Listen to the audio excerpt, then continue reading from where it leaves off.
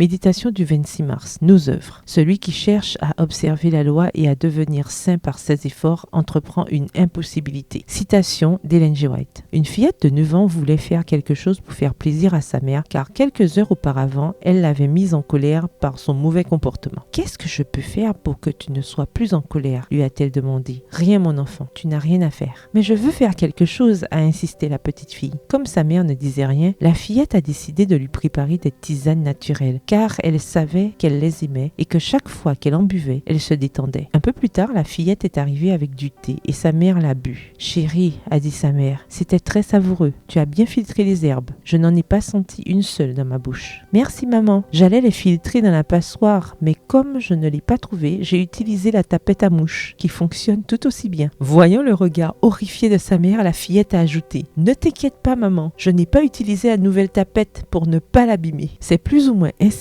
que les efforts que nous déployons pour faire des choses afin de gagner la faveur de Dieu doivent lui apparaître. Cependant, la bonne nouvelle est qu'il nous couvre tous de sa grâce. Tout ce que nous pouvons faire, c'est avoir foi dans le Fils. Au-delà de cela, il n'y a à notre portée aucune attention suffisante ni aucune œuvre si grande qui puisse faire une différence dans sa relation avec le péché et les pécheurs. Il est 2 erreurs dont les enfants de Dieu, tout particulièrement ceux qui viennent d'accepter sa grâce, doivent spécialement se garder. La première, nous en avons déjà parlé, consiste à se confier en ses propres œuvres et à se reposer sur quelques bonnes actions pour rentrer dans la faveur de Dieu. Celui qui cherche à observer la loi et à devenir saint par ses efforts entreprend une impossibilité. Tout ce que peut faire l'homme hors de Jésus-Christ est entaché d'égoïsme et de péché. Seule la grâce de Jésus par la foi peut nous rendre saints. Texte tiré du livre Vers Jésus au chapitre 7, aux pages 91 et 92, livre écrit par Ellen G. White. Se pourrait-il que nous utilisions la mauvaise passoire, que nous essayions quelque chose d'impossible? Si nous nous fions à nos propres œuvres pour nous mettre en harmonie avec Dieu, oui, nous tentons certainement l'impossible. Le verset du jour se trouve dans Ésaïe 64, le verset 5.